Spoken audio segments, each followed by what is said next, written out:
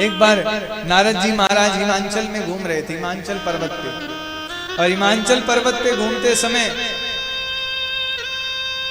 नारद जी को एक बार श्राप लगा था कि वो 2 घड़ी से ज्यादा कहीं टिक नहीं सकते, 2 घड़ी से ज्यादा नारद जी कहीं रुकेंगे नहीं।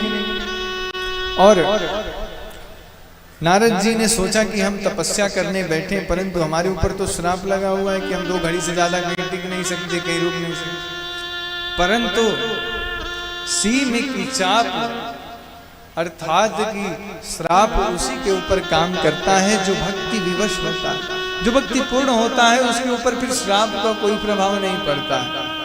नारद जी प्रभु का स्मरण कर रहे थे तो उनके श्राप की सारी गति भंग हो गई।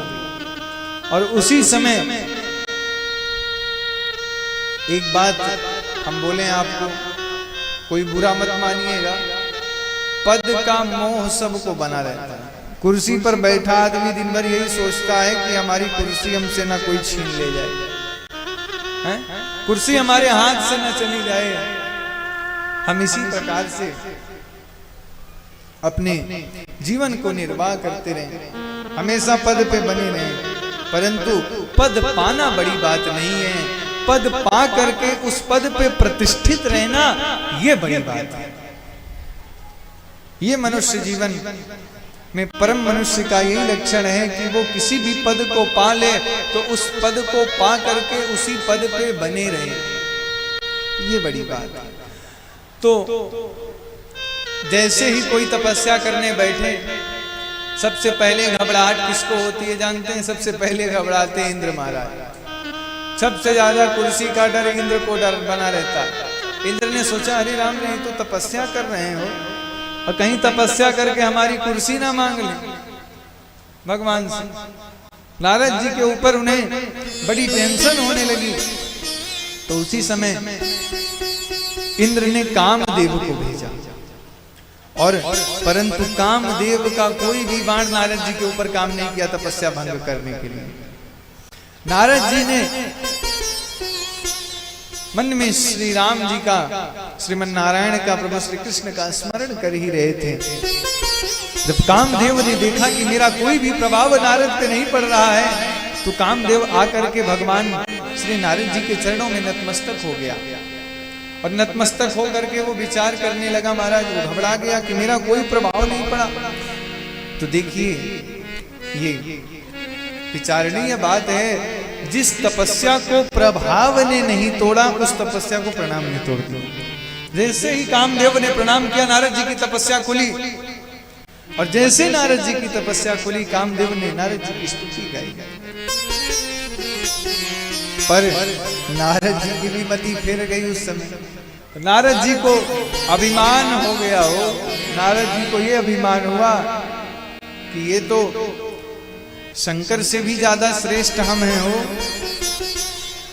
शंकर ने क्रोध करके काम को जला करके भस्म कर दिया था, परंतु हम तो देखो काम ने हमारे ऊपर बाण चलाए और हमने कुछ नहीं, और उल्टा काम हमारे चरणों में आकर के गिर गया। हमसे श्रेष्ठ कौन है?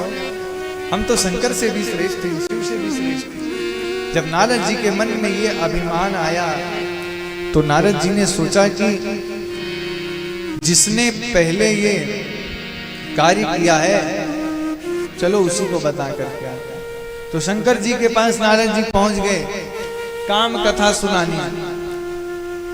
शंकर जी नारद जी को आते हुए देखे तो शंकर जी ने सोचा कि नारद जी आ रहे हैं, राम जी की कथा सुनाएंगे, राम सत्संग होगा हो।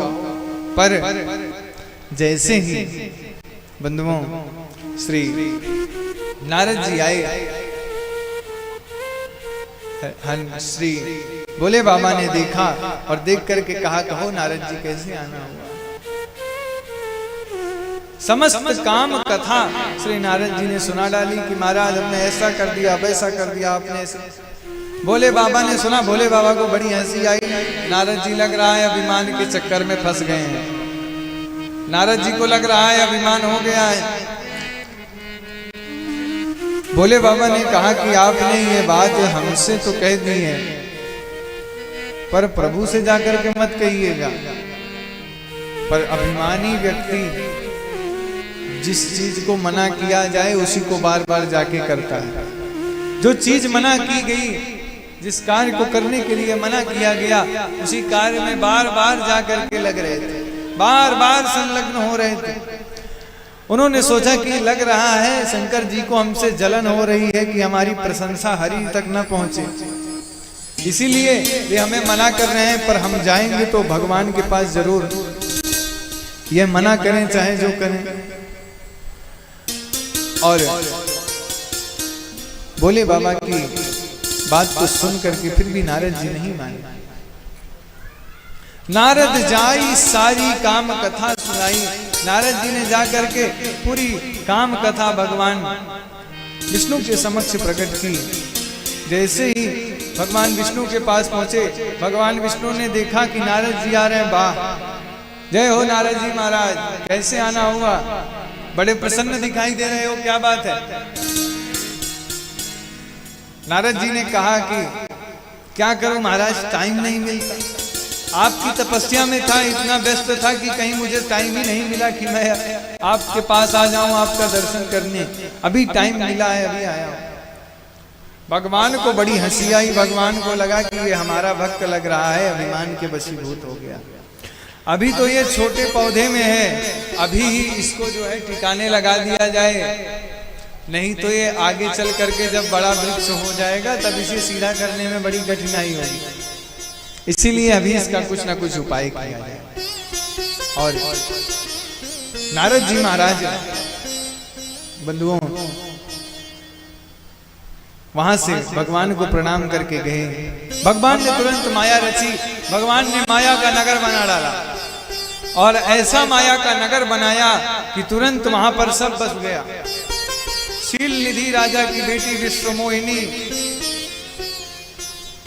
अनेक प्रकार से सुसज्जित होती हुई, सुंदर लगती हुई दिख रही थी। और उसी दिन उनका स्वयंवर। नारद जी महाराज ने सोचा कि जात समय तो ये नगर नहीं दिखा, ये आवत समय कैसे दिख रहा हो। नारद जी ने विचार किया। नारद जी ने सोचा कि चलो चल करके देखते हैं, जाते हैं, प्रवेश करते हैं कि क्या घटना घटेगी, क्या हाल समाचार है इस नगर का। नारद जी गए। नारद जी आगे बढ़े हैं और आगे बढ़ते ही तुरंत जैसे ही नगर में प्रवेश किए तो मैंने बताया था कल, नारद जी हस्तरेखा विशेषज्ञ, हाथ देख करके पूरी लीला बता देंगे कि ये आदमी कैसा है, क्या करने वाला। पर आज नारद जी की ये लीला उल्टी पड़ गई। आज नारद जी का ये काम दांव पेंच नहीं चल पाया। शील निधि राजा ने कहा कि मेरी बेटी का स्वयंवर है महाराज, आप मेरी बेटी का हाथ देख करके बताइए कि इसे कैसा बने। और विश्व मोहिनी के हाथ में लिखा हुआ था कि जो इनका वर होगा वो त्रिलोक में राज करने वाला होगा और त्रिभुवन में उसकी ख्याति होगी, वो परम भागवत होगा, परम वैष्णव होगा और जगदीश होगा, ईश्वर होगा। परंतु नारद जी ने उल्टा पढ़ लिया। नारद जी ने क्या पढ़ा? नारद जी ने पढ़ा कि जो इनसे विवाह कर ले वो त्रैलोक्य में उसकी ख्याति हो जाए, विश्वविख्यात हो जाए, परम यशस्वी, परम चिरंजीवी हो जाए। नारद जी ने सोचा कि अगर इनकर विवाह हमसे हो जाएगा तो कितना अच्छा रहेगा हो। इनसे हम अगर विवाह कर लें तो हमारी ख्याति तीनों लोक में हो जाएगी। नारद जी बाहर गए। न भजन हो रहा है, न कीर्तन हो रहा है, न भगवान का नाम हो रहा है। विश्व मोहिनी के चक्कर में नारद जी महाराज आज फंस गए। हमेशा विश्व मोहिनी का ही ख्याल नारद जी को आ गया। उन्होंने सोचा कि जल्दी करूं, स्वयंवर तो होने वाला है, कहीं मेरा वरण नहीं हुआ तो ये कन्या मुझे हाथ से छूट जाएगी। नारद जी ने विचार किया और नारद जी ने तुरंत सोचा कि इस चेहरे पर तो बिया होने वाला नहीं है। ऋषि मुनि महात्मा जा करके भगवान से उनका चेहरा उधार मांगता। अब आप बताओ क्या हंसी की बात है कि नहीं? शादी के लिए आदमी कपड़ा उधार देता है, गाड़ी उधार देता है, कपड़े उधार देता है, जूता चप्पल उधार देता है, पर कोई चेहरा उधार मांग ले, महाराज आप हमें अपना कुछ देर के लिए चेहरा दे दो, जैसा का तैसा, गड़बड़ाएगा नहीं, लौटा देंगे। नारद जी ने भगवान से उनका चेहरा उधार मांगा भगवान के पास गए, भगवान ने कहा चलो ठीक है नारद जी, भगवान भी लीलाधर प्रभु भगवान मान गए। भगवान ने कहा ठीक है नारद जी, आपकी सारी बात मैं मानता हूं, ले जाओ छेरा। भगवान ने उस समय नारद जी को अपना चेहरा ना दे करके एक बंदर का चेहरा दे दिया, मरकट का चेहरा दे दिया और बंदर का चेहरा दिया। और नारद जी महाराज बड़े बीना बजाते हुए बड़े आवेश में कि अब तो प्रभु का चेहरा है। इतने खुशी के साथ नारद जी आए कि जैसे बियाह हमरे हो जाएगा, यहाँ किसी का बियाह नहीं होने वाला। नारद जी बड़े प्रसन्नता के साथ सभा में जैसे ही प्रवेश किए, सभा में प्रवेश करते ही सभी राजाओं को नारद जी दिखे। उनके असल रूप में नारद जी दिखे तो सभी ने प्रणाम किया। तो नारद जी को लगा कि ये सब हम में भगवान को देख करके लग रहा है प्रणाम कर रहे हैं, अब तो बियाह और पक्का है। और प्रसन्न हो गए नारद जी हो। कुछ दूर आगे बढ़े तो नारद जी ने सोचा कि सबसे पहली नंबर की कुर्सी पे हम जाकर के बैठे, ताकि सबसे पहले वरमाला हमारे गले में ढाली जाए और किसी का नंबर ही ना लगने पाए और किसी को दुल्हन देखने ही ना पाए विश्व मोहिनी। और जैसे नारद जी बैठे, पीछे शंकर जी के दूत बैठे। दो दूतों ने नारद जी को देखा, नारद जी को कहा आह क्या सुंदर चेहरा है, त्रिभुवन में इनके समान सुंदर कोई नहीं हो। आज लग रहा है विश्व मोहिनी को यही ले जाएंगे अपने घर, कोई दूसरा नहीं लेके जा पाएगा। नारद जी तो और गदगद हुए, सातवें आसमान के ऊपर पहुंच गए। अब तो पक्का है हमारा ही विवाह, कोई नहीं। शिव के गण प्रशंसा गाने लगे कि धन्य है ये नारद जी, ऐसे राजकुमार धन्य हैं, इनकी माता धन्य है कि इतने सुंदर सुकोमल बालक को जन्म दिया हो।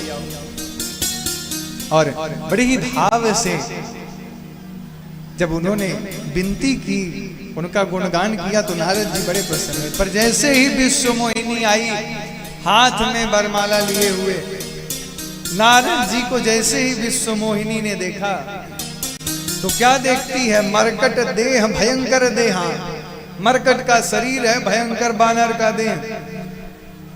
तो नारद जी को देख करके जिस लाइन में नारद जी थे उस लाइन से विश्व मोहिनी हट करके दूसरे लाइन में चले गए। नारद जी ने सोचा ये क्या हो गया, तो गड़बड़ हो गई, हमें वरमाला नहीं मिली।